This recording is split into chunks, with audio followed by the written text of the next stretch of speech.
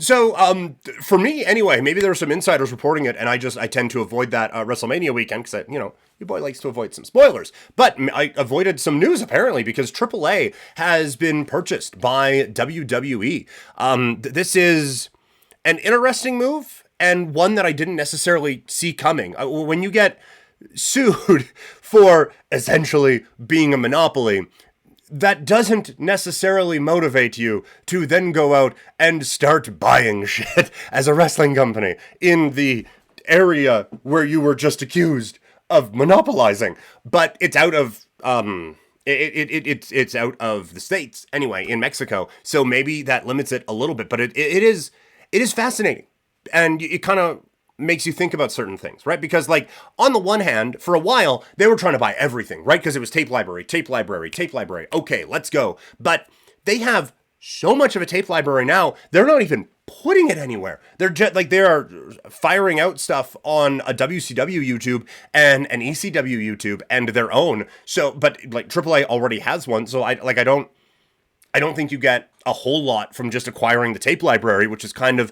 the motivations for all of this before. I don't think it's a talent acquisition thing because they can just acquire, like it's they just got Ray Phoenix and Pentagon. It's not like owning any of these things would have been like, oh, well, now it's easier to get all of these guys in here or anything like that.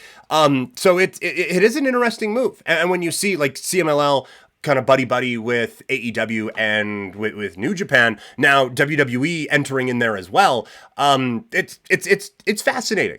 And it's tough to not kind of hold what WWE has done in the past against them for stuff like this. Like, they basically like raided and just pillaged the UK independent scene for a really long time, and it took them a bit to build back up. And I, with all due respect, 'cause there's a lot of talent out there, but I don't think they have built back up to the point that they did when it's like Drew McIntyre or Drew Galloway, sorry, out in ICW feuding with Joe Hendry or anything like that when they're going to the Hydro. At least it doesn't feel like it. It hasn't broken through in my way. Maybe that's more of it. I am sure that things are going well, and I am just being elitist and North American over here and being unfamiliar with it. But it still doesn't feel like it has necessarily reached that level again since WWE went through and got Gunther and Dragunov and Mustache Mountain with Trent Seven and Tyler Bate and Pete Dunne and Piper Niven and right, like they just went through, got them all, didn't use them, and just left it stale for a really long time. So you are concerned that, oh, hey, Vikingo, come on over. Nino Hamburguesa, come on in. Let's do all these things. Just sit on the sideline for a while. Don't worry about it. So you are a little concerned that would happen. That was under a previous regime, however. And Triple H has said, like, one of his plans was like an NXT in every country. And I don't want Triple A to turn into NXT or anything like that. But one of the things that was brought up in the build up here and all the talk was Nick Khan with a comment like, we're not going to sign people just to put them on the sidelines.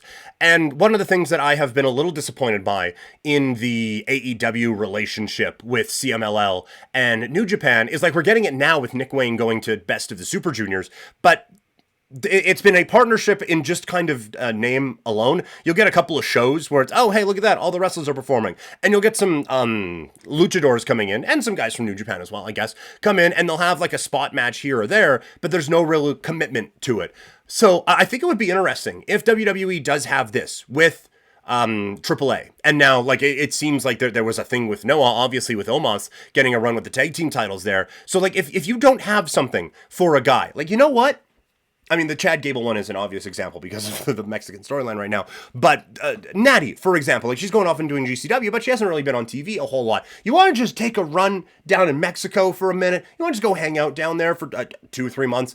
We'll pay for accommodation. Or you can just fly. Who cares? Environment be damned, right? We're just sending people to space for no fucking reason. So, I feel like that would be a really good use. Like, you have a very big, very talented roster. And say you have someone in NXT, like a Trick Williams, for example. We've been talking about Trick here on the NXT recap. I've said, like, the momentum has kind of cooled a little bit. So maybe you don't have a spot for him locked in on the main roster, but we can send him off to AAA. We can have him do a couple of shows. We can put some highlights on our thing, flash it out on social media. Hey, here's him kneeing a luchador to hi, holy hell. Cool. And so I do think that would be really, really fascinating for them to be able to now have a few different spots they can send guys off where, you know, how Tyson Kidd was in the early days of NXT. Like, look, we don't got a ton for you right now. We haven't really featured you prominently as a singles guy yet. So you want to go down there and just work for the NXT title for a little bit, and we'll put you in like Fatal 4-Ways with Pac and all these really talented wrestlers and see what we get out of that. And it ended up being a really entertaining run for Tyson Kidd.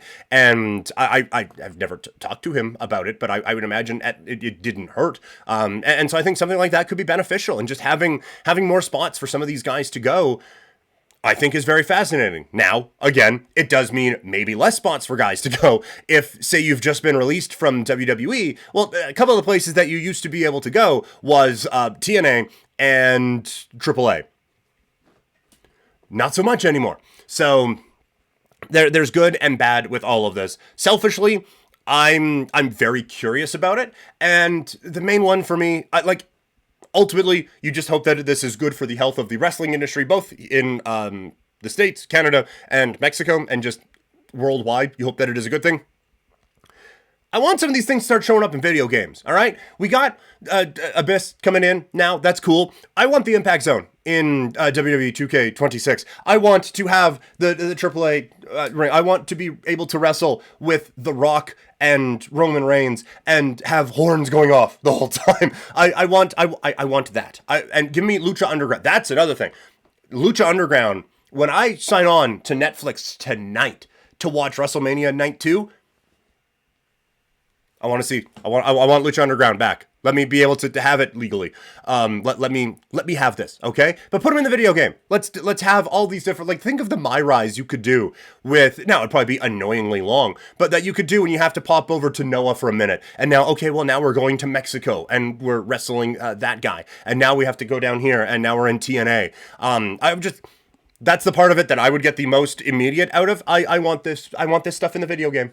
So all those celebrity spots for in the video games that are for like NBA guys and stuff like that, just scratch that out. We'll be fine. If you want to throw Halliburton in there, cool. But have it be Vikingo, you know? Have one of those spots go to an arena that in Mexico, you know, have it look like that. That's all I want. I want the Impact Zone is what I want from video games. So selfishly, that's what I take. But very interesting news and a lot of different layers to kind of try to figure out with everything involved in this particular move. But apparently we're getting a Worlds Collide show in Los Angeles in June. That should be a lot of fun. So I'm really fascinated by this news.